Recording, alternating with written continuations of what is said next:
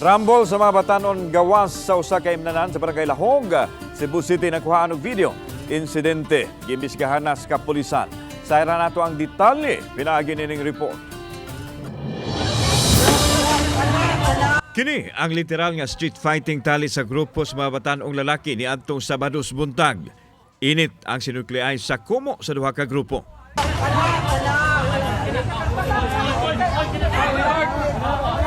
Milanat yun og pila ka segundo ang binayloay sa kumo, dihang natumbas kalsada ang duha.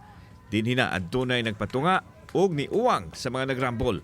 Ang video nga nag-viral ni abot na sa atensyon sa Cebu City Police Office nga dali mipahigayon og imbestigasyon sa insidente.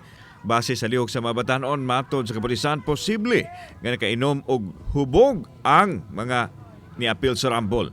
Ilang ipanawagan ang mga niapil sa sinukmagay nga makiglampigid sa buhatan sa kapulisan. Girespondihan din to sa itong mga kapulisan dito, but unfortunately, as of now, we are still gathering sa identity ni ining mga tawanan. Sobling gipahinumduman sa kapulisan ang publiko nga seryoso sila sa pagdisiplina sa mga malampigid sa kagubot nga posibleng musangpot sa pagpasaka og kaso. Among ihangyo nga, please lang kanang tabangi mi sa pag-identify ni ini para mahimo kining leksyon kay mo gina ang instruction sa atong city director. Kauban si Godfrey Lilian, ako si Alan Domingo.